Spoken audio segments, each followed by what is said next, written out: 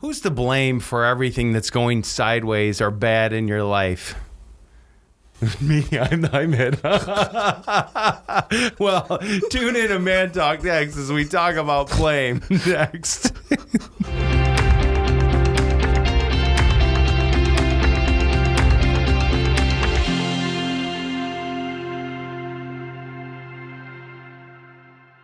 All right. Well, hey, we're going to talk about blame today, and I want to share with you something that we'll put this on the screen, but I don't know if it's kind of you're familiar with memes on the internet where basically someone says or does something, and then all of these people on the internet respond to it with, sarcastically or whatever.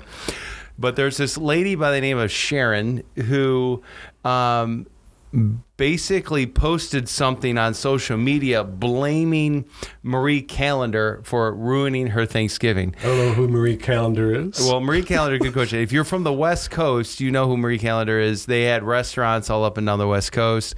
If you've ever gone to the frozen food section at any grocery store, they're a brand. No, not here. There's a brand of pies. They basically were known for their desserts. And some other foods as well. They're kind of like remember Bill Knapp's? Oh yeah, okay. Kind of Bill Knapp-ish. Sara Lee. Yeah, but they had a restaurant. Oh, okay, gotcha. And I don't know if there are any more restaurants around. We're dating ourselves. We know what Bill Knapp Bill says. Knapp's, their right? cake. Come on, and their biscuits and honey. Yeah. It was. If you don't know who Bill Knapp's are, I'm sorry, but anyway. But she basically bought a pumpkin pie from Marie Callender, in the pictures on the screen, and she blames Marie Callender for ruining Thanksgiving dessert. Okay, so the response to that is was there a rat in it or something? Well, if you see the picture, right, this is clearly she left it in the oven too long. Like, it's on her. It's not Marie Callender's fault. So what has responded is all these people. If you ever heard of the Rick Astley phenomenon, it says, never going to take it out, never going to blame myself, which is a reference to, she didn't take it out of the oven. It's on her. There's another one that's pretty funny. Where it says, this is an Uno reference, take the pie out of the oven or draw 25, and that shows a picture of a guy with 25 cards in his cards. And so it's just hilarious. Another one, this is probably my favorite, is this guy with his cartoon, and he's got a stick, and he sticks it in the bicycle, and then falls off. In the spokes? Yeah, and then blames Marie Callender. And so... Okay, I get it. Yeah, okay. So what's funny is, and I think this is kind of an interesting thing, is when we get into situations where we've really connected the problem, we blame people for it. And then often we're looking for other people to support us in this blame. Right. Yeah. It's just so sad, isn't it? Yeah, you call somebody up. The worst thing is, yeah, right.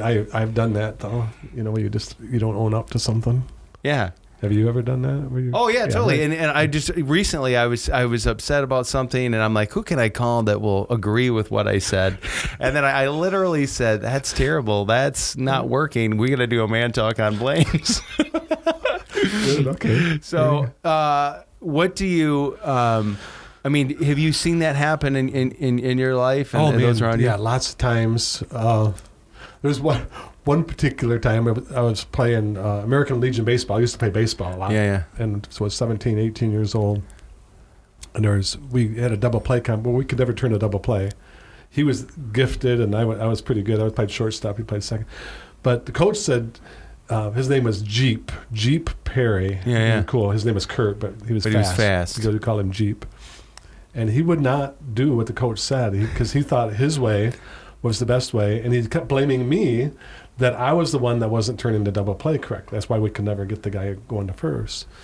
And I had made some adjustments. Certainly I wasn't perfect with it, but I had made some adjustments. But it was him. It was him, but he didn't own up to it. Somebody outside of our small circle there got through to him, and he said, you know what, I think it is me. And then we were able to turn the double play.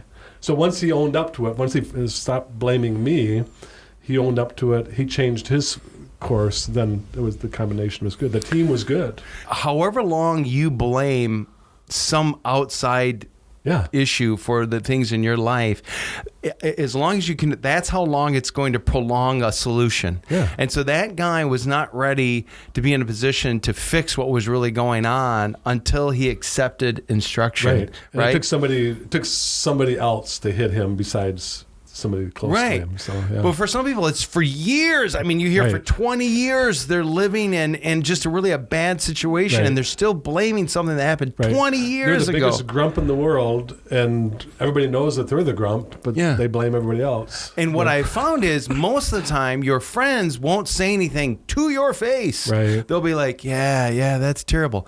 Get in their car and go, that guy's, he's not too intelligent.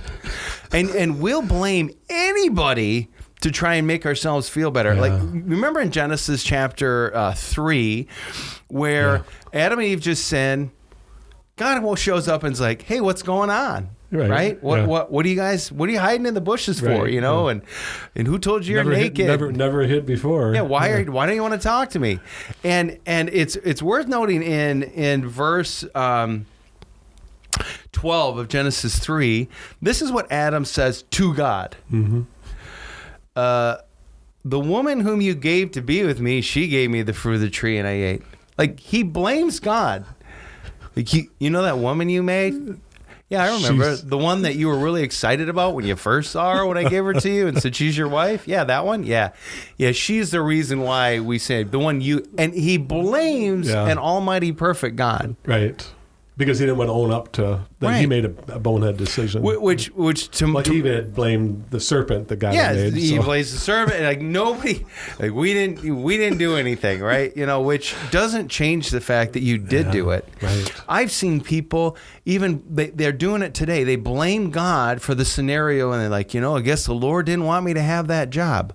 No, God was cool with the job. You just didn't show up on time. And they fired you because you were late.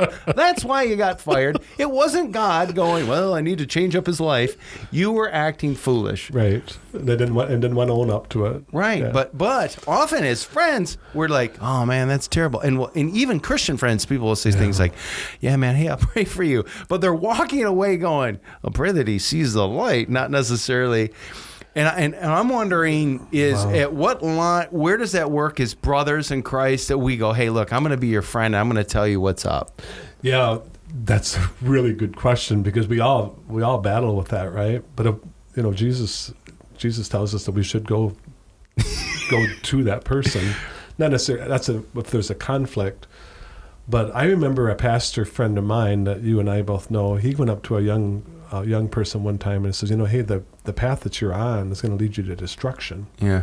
And that person just was so upset, and then the parents were so upset. How dare you? Mm-hmm. How dare you talk to my child that way? But the pastor was absolutely right. Mm-hmm. And that person never did own up to it, even to this day. Mm-hmm. Blames him for her not walking with the Lord. Mm-hmm. Well, she wasn't walking with the Lord at the time. He was trying to get her back on track. And so, so when we blame, and unless you own up to it, and it's a tough thing because that's our first reaction is to blame somebody else. And right. And by the way, this is not a, hey, y'all out there watching. Yeah, this is like, I'm looking in the mirror and I'm going, hey, man, I need to stop doing that. And there's a passage in Scripture that we were talking about earlier in Proverbs, chapter 15, that kind of speaks to this, that speaks to my heart this morning as I'm blaming everyone but myself for some of the areas where I'm not succeeding in. Yeah, so it's Proverbs 15:32 ESV. Whoever ignores instruction despises himself, but he who listens to reproof gains intelligence. Mm-hmm. Yeah, I think that what the evil one would have us to think is that when you own up to something, that you look weak and you look unintelligent, man, you really look strong.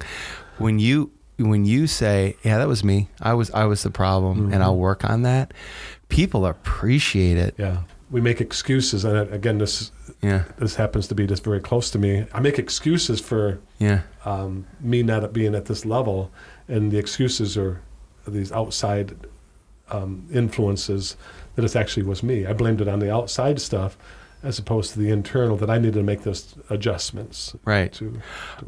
I'm not suggesting there aren't scenarios where things outside of your control cause you to not be where you want to be. That totally happens. What I'm saying, this is just for me, 90% of the time, I'm not where I need to be because I'm the problem. Right. God has been convicting me, or God has been giving me opportunities, and I just straight up haven't done it, and I'll blame, well, Lord, the reason why I didn't get that done is I was really tired. These meetings took so long, and it just took it out of me, whatever. And I make all these excuses. If you're willing to stop blaming everyone else and take ownership, then the solution can start happening. The Lord can work with us. Right. So here's a challenge.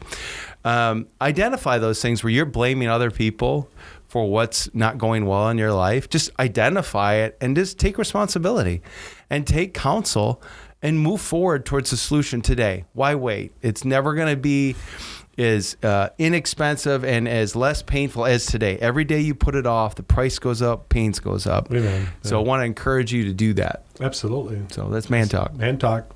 We believe three things. One is to love God with all of your heart. And to love everybody is number two. And number three, duct tape. It fixes everything. Have a good one. See ya.